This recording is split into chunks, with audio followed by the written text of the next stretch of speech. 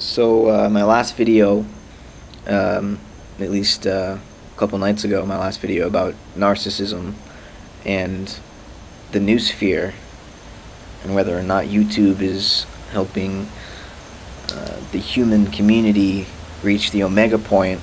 And by omega point, I mean the way Teilhard de Chardin talked about it as the pinnacle of human evolution, the pinnacle of consciousness, which in human beings is the medium through which evolution takes place.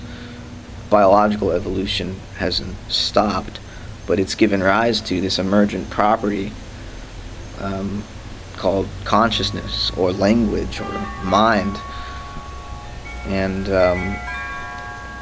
Teilhard de Chardin was sort of a prophet of the internet in a lot of ways, or at least it seems like that's possible. Whether or not the internet becomes or leads to the realization of the omega point, which is a kind of complexification of consciousness to such an extreme point that it literally becomes reconnected with its alpha, with its beginning. So the end and the beginning realize themselves as a whole, which, that's eternity. And so it's the realization of eternity, which is more than just a paradigm shift. It's, it's the end of the world. Everything we know about existence and reality, it's completely transformed. And Teilhard de Chardin was obviously a Catholic. He was very religious in not necessarily the traditional Christian sense, but still believed that Christ was a figure, irregardless of whether he was a historical figure or whatever. He was an archetypal figure that had a role to play, a very significant role in the journey that is human life and the experience of being a conscious human being. And so Christianity is a very individualized religion, whereas paganism, the Greek traditions, even Judaism, are more communally oriented. The Jewish tradition is all about law, and laws are a function of being in a community and taking seriously the idea that there is a common set of commandments that all must obey, at least all members of your tribe. And the Greeks, think about philosophy. It's about universals. It's about what's true for everybody, for reality in general. But Christianity is all about the particular, the individual. And this has always been a bit of a conflict for me, which is why I got into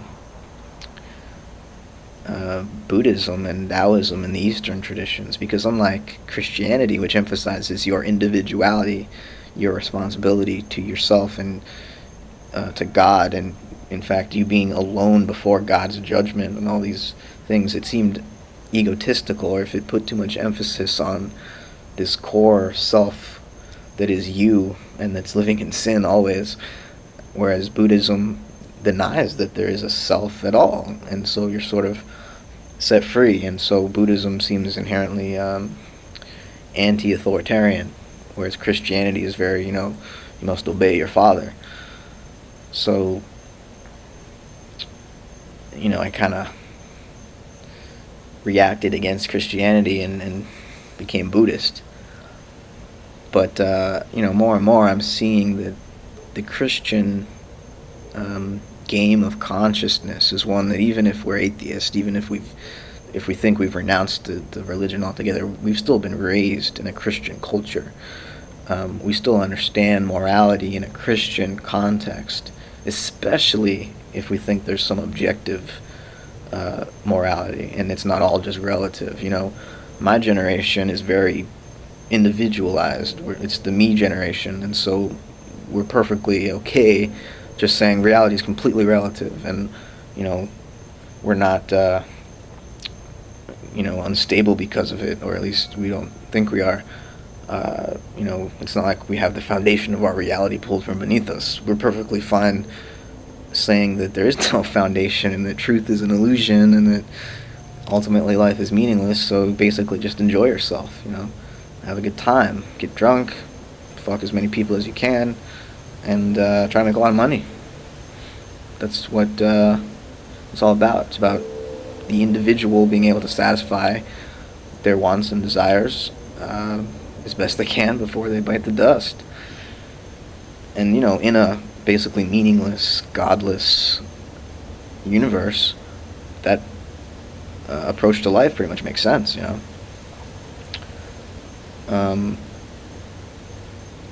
I am kind of surrounded by that culture, and so, it's rubbed off on me, certainly, but it doesn't feel right. And, that doesn't mean that we have to, or that I have to return to, a traditional Christian way of viewing the universe, or just become a better Buddhist, or anything like that. It means, no, we've got to evolve. We've got to find something new, something that fits our situation. We've got to adapt to reality as it is today, not as it was 2,000 years ago, not as it was 2,500 years ago, but as it is today. And this element of Christianity in Chardin's thought is interesting because, if you look at our culture, especially our internet culture and the Americanized, individualized, egotistical culture, it's a product of Christianity, really, of that sense of being an individual, which is unique to Christendom.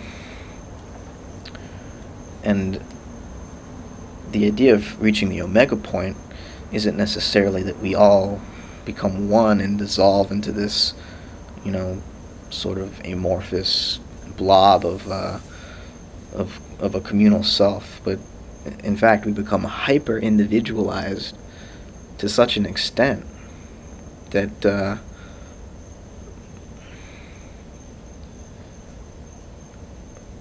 our consciousness explodes. I mean, a black hole opens up at the center, the core of what we think is ourself just becomes so dense and heavy that it implodes upon itself and is released into this wormhole connection to everybody else. And, that's what the internet is sort of the crude representation of. It's the artifact that human beings are trying to enact actually in experience without the help of all these electronic circuits.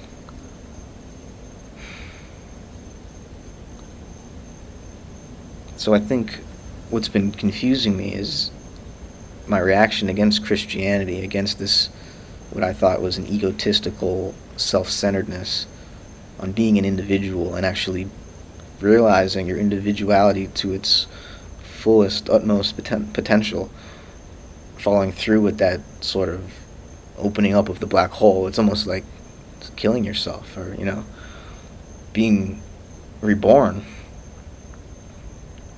as something transformed, as Christ, and, not the historical figure or the God-man that existed as this person who was the only Son of God. I'm talking about Christ consciousness, where you realize that you are a son or daughter of God, that the self is God, and that you are the image of that God. Your personality is a simulation of that God, a replica.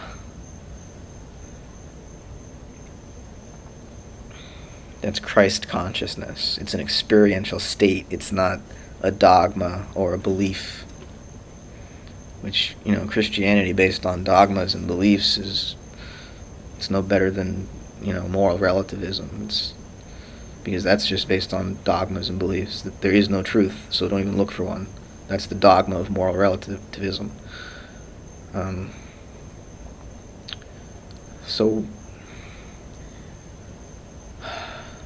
So what? What am I saying?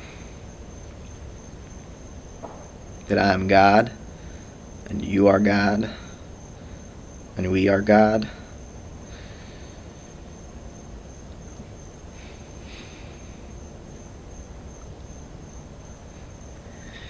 They say when you see the Buddha, you should kill him.